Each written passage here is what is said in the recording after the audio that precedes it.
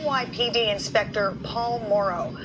Paul, it's so good to have you with us tonight. There's so many things to get to, but I want to ask you right off the bat about the breaking news, the new information about this romantic relationship that the suspect was in with his roommate, and the fact that Charlie Kirk was shot right after he was asked that question about transgender killings.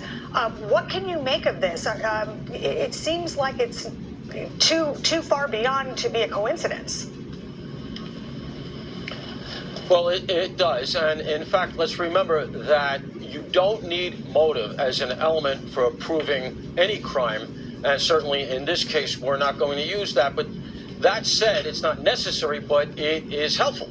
And it's one of those things that can help you explain some of what went on at the incident, especially in light of the fact pattern that we have here. First of all, as you say, as soon as that question was asked, that's when we get the shots.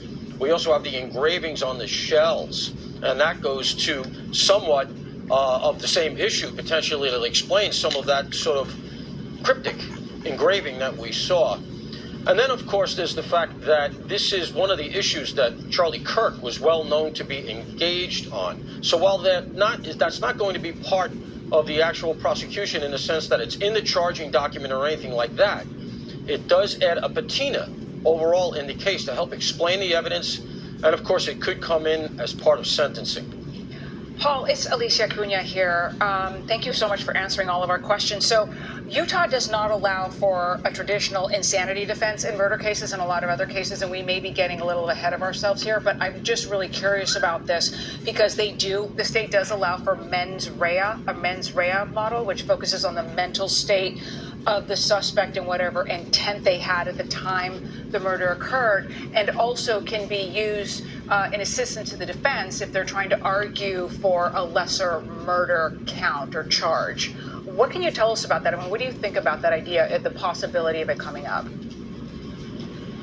So that's one of those things that has come up before in the public eye. Remember the Koberger case, and they were trying for a similar tactic relative to him ostensibly having autism, so they couldn't access the safe harbor of an insanity defense, but what they were trying to do is to mitigate the likelihood in that case of a death penalty sentence, and so they were trying to get that in. Ultimately, they were not able to.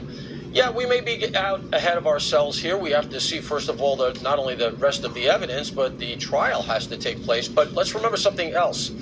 When Koberger was arrested, it was considered sort of inconceivable that there would ever be a plea deal. I remember being on the air relative to that and suggesting it and being looked at with looks of, and people were incredulous. But, you know, downrange, we don't know what's going to happen. Trials can be a funny thing, and sometimes a plea deal taking life is actually a preferable outcome for a prosecutor. So none of that may actually end up being relevant, but I could see it playing out the way the Koberger case went. There's going to be a lot of motion practice. They're going to try to get that in, as you say, as a mitigating factor. I have to tell you, though, I think that's an outlier. If the case holds up, I don't see it going that way. Paul.